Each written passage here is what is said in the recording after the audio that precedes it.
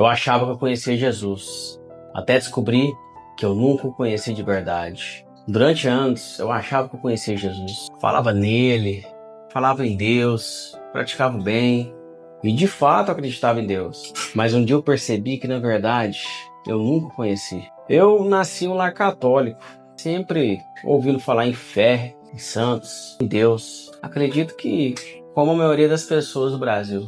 Com o tempo, eu me aproximei do Espiritismo. Comecei a conhecer a doutrina, me apaixonei, achei muito bonito e consoladora a maneira que eles encaravam a vida e também a morte. Porque ali se falava em caridade, em luz, em amor, em evolução. E no fundo, tudo isso parecia ter cheiro de Deus. E eu realmente acreditava que eu estava indo em direção a Ele. Mas depois de 32 anos, eu comecei a questionar algumas coisas e percebi algo que mudou a minha vida. Eu falava de Jesus, mas verdadeiramente eu não o conhecia. O Espiritismo me atraiu pelo estudo, pela doutrina, pelas práticas de caridade e também pela ideia de justiça espiritual. Eu lia Kardec, Chico Xavier, vários outros livros aí que de fato eram livros que ensinavam muitas coisas boas para o nosso dia a dia. Eu acreditava que com boas ações, boas práticas, a nossa evolução ia constantemente melhorando. E a alma ia se aperfeiçoando até alcançar a luz divina. E por um tempo, isso até fez sentido.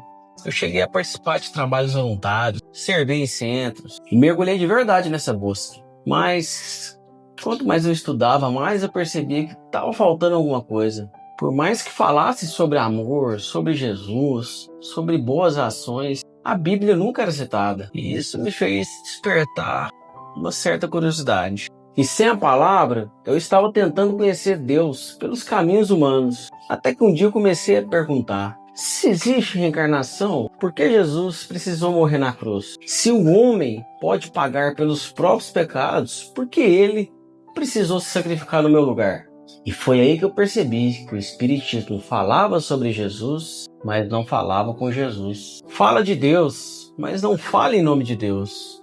E quando eu comecei a ler a Bíblia por conta própria, as coisas começaram a se encaixar. E foi aí que eu percebi que todas as religiões do mundo têm o mesmo padrão. Todas são um homem tentando alcançar a Deus. No budismo, há esforço para tentar eliminar os desejos e alcançar a iluminação. No hinduísmo, existe o karma e o mérito pelas boas ações, bem semelhante ao espiritismo. No islamismo, há 5 pilares que precisam ser cumpridos para alcançar Allah. E até dentro do catolicismo tradicional, há ênfase nas obras, nas penitências e nos méritos. Todas elas dizem de forma diferente: faça o bem, se esforce, cumpra as regras e então você chegará a Deus. Mas no cristianismo verdadeiro, isso é o oposto. Enquanto todas as religiões dizem que o esforço é suficiente, Jesus diz que o esforço não é o suficiente. Enquanto todas as religiões dizem que você colhe o que planta, Jesus diz que você recebe o que não merece. E isso se chama graça. Nas outras religiões, você é recompensado pelo que faz. E no cristianismo, você é salvo pelo que Cristo fez. Essa é a diferença que muda tudo. Porque as obras não são as causas da salvação. Elas são as consequências da transformação. E isso me fez mudar muito do que eu pensava. Quando eu entendi isso, a minha mente explodiu. Porque eu percebi que o Evangelho não é uma filosofia de conduta, é uma notícia, a melhor de todas. E não é sobre o que o homem pode fazer, é sobre o que Deus já fez. Hoje, eu não me considero católico nem evangélico no sentido institucional. A igreja que eu frequento sim é evangélica, mas a minha fé está em algo muito maior do que uma simples placa. A minha fé está na palavra viva de Deus. E isso, até mesmo o pastor prega lá, para a gente focar em Jesus. Porque quando eu comecei a ler a Bíblia de fato, as doutrinas começaram a fazer sentido. Os versículos começaram a falar comigo. E antes, o que parecia religião virou relacionamento. Hoje eu entendo que Jesus não veio fundar uma religião. Ele veio restaurar o relacionamento perdido entre o homem e Deus. Ele não veio pedir esforço, ele veio pedir entrega. E isso mudou a minha vida. Mas calma. Seguir Jesus não me transformou em um santo. Eu continuo sendo pecador, mas agora o pecado incomoda. O pecado tem outro gosto, ele pesa, ele dói. Você não peca mais com a mesma paz de antes, porque agora quando você erra, você sente o Espírito Santo te chamando de volta para casa.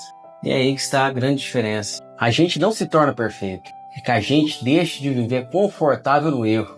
E o pecado passa a ter um rosto de arrependimento. Enquanto a graça te alcança, você nunca mais é o mesmo. Você ama seus inimigos, perdoa quem te feriu e busca viver de uma maneira diferente. E não é para agradar a Deus, é porque agora o Espírito de Deus vive dentro de você.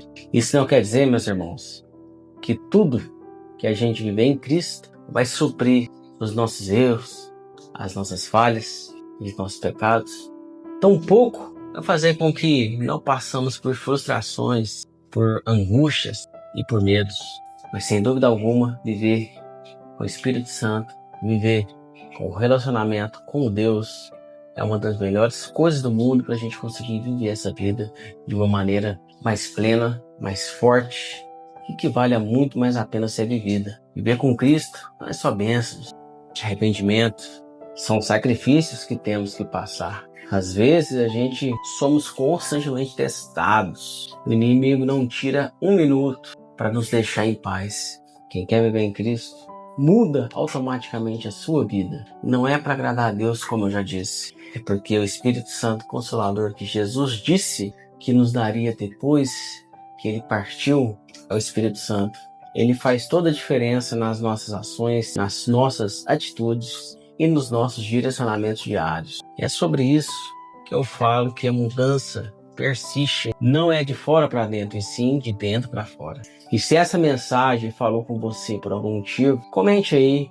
Eu quero conhecer Jesus. Ou então, eu já conheço Jesus de verdade. Compartilhe com alguém que, assim como eu, fala de Jesus há anos, mas ainda não o conhece de verdade.